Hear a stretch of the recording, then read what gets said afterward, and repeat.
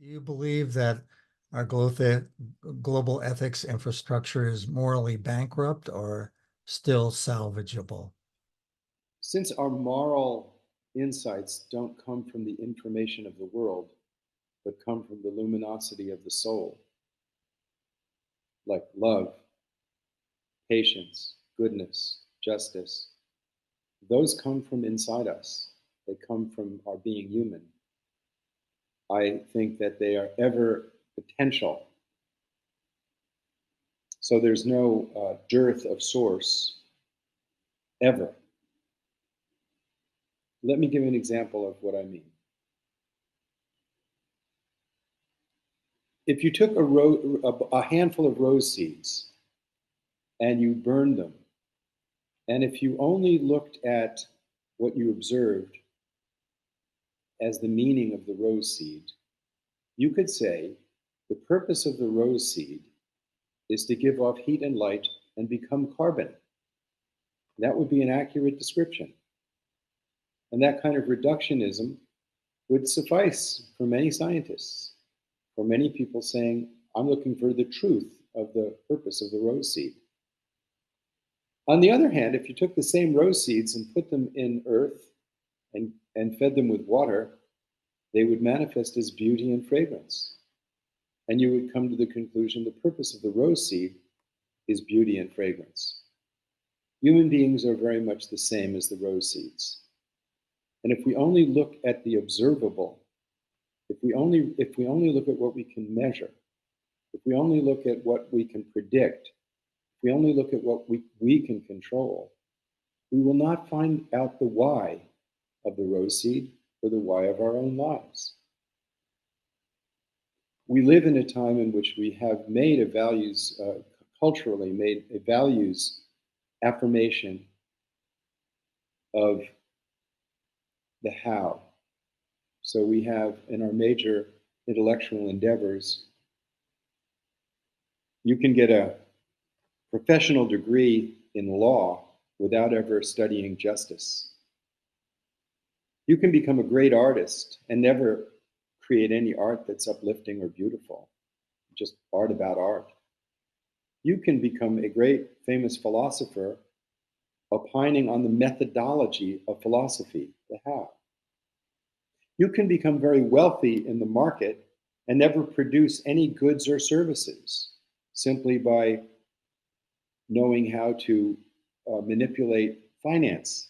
Finance is the how for the markets, not the why, goods and services. You can become a physician without studying healing and only studying techniques. And you can become a religious leader without uplifting with love and transcendence, simply staying within rites, rituals, practices, and dogma. Again, the purpose of art is to open up our eyes to the mysteries of beauty and meaning. The purpose of philosophy is similar. The purpose of finance is goods and services. The purpose of medicine is healing. The purpose of law is justice. And the most absurd preoccupation with how over why are weapons of mass destruction, nuclear weapons, for example. The more you perfect the weapon, the less security you get. And yet, it's folly to just listen to people talk about values. You have to look at their budgets.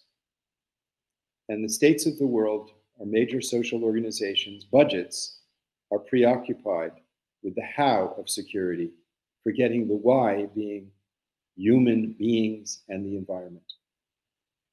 So we're living in a time in which this kind of crass reductionism to the measurable has occluded that part of us that is human. It's as if we've said, I'm following this very fast car, but I'm not sure where it's going, but it's really fast.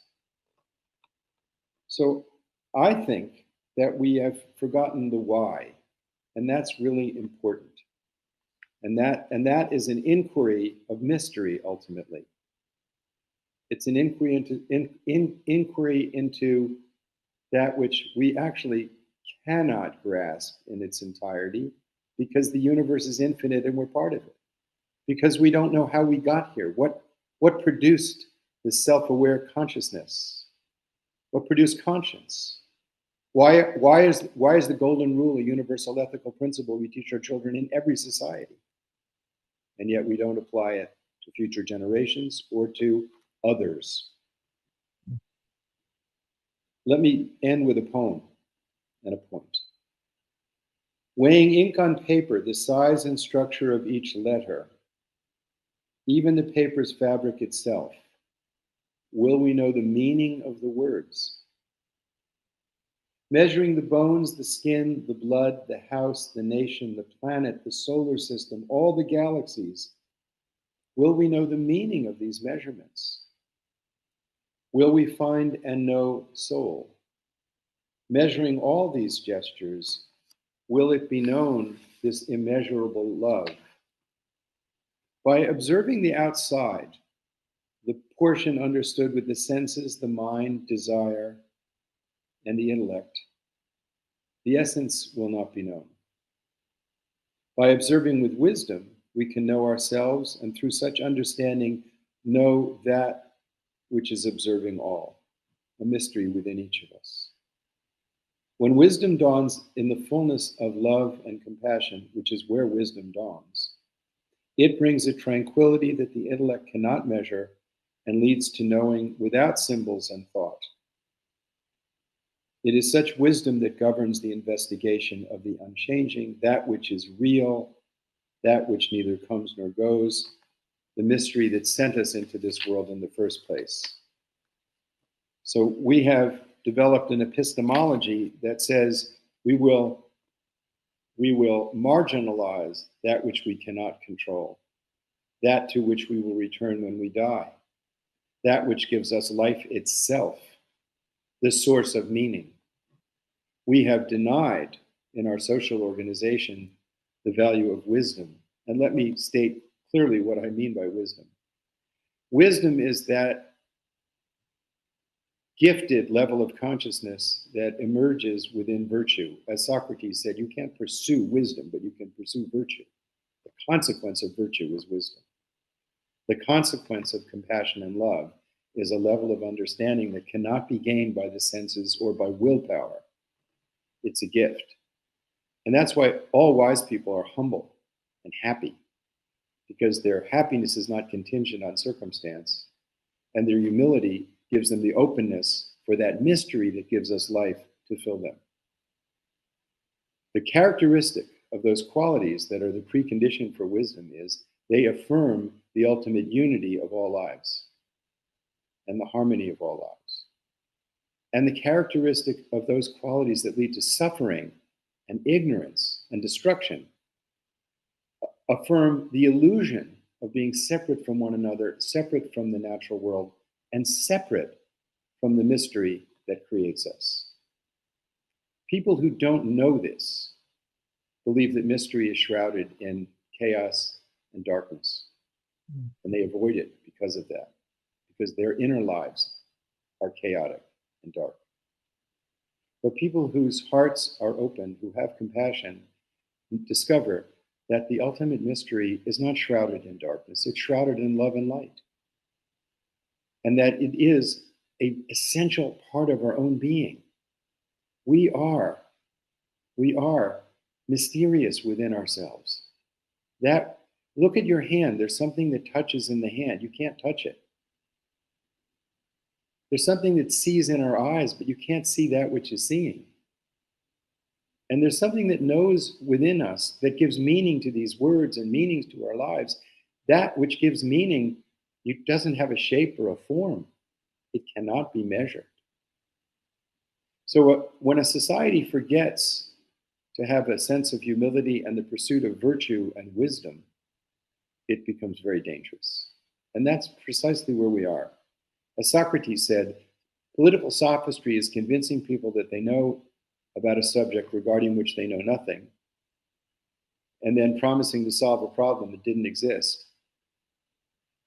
It's interesting you would bring up Socrates, because MacIntyre, one of the things that he concluded was that we needed to revisit Stoicism and Well, it wouldn't Stoic be, philosophies. we need to honor the wise of all traditions.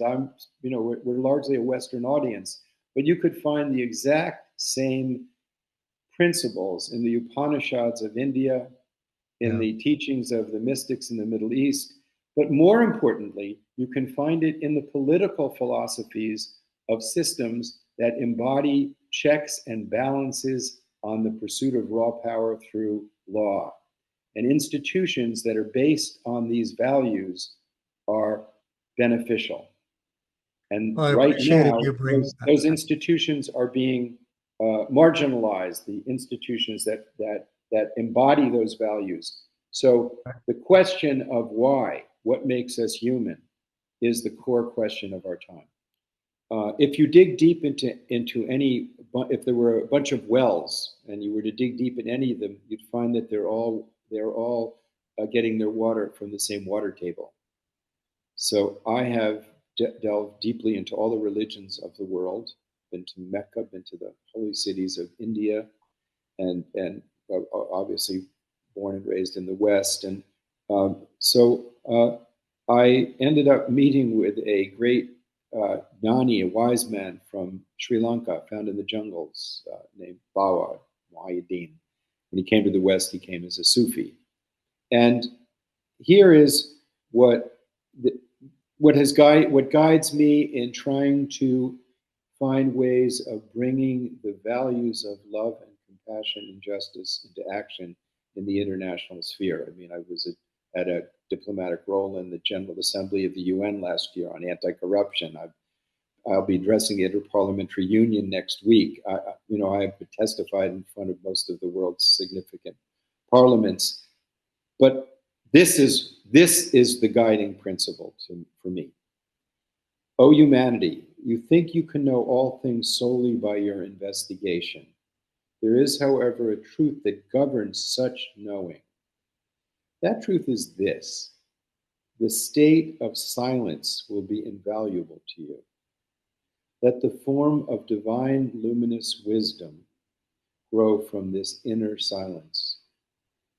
Understand yourself as the consciousness within the form of divine luminous wisdom. It will appear as one. That form is that, and that is you. That state is one. It is that which is the all-pervading radiant effulgence, of which we are a part and can never be separate.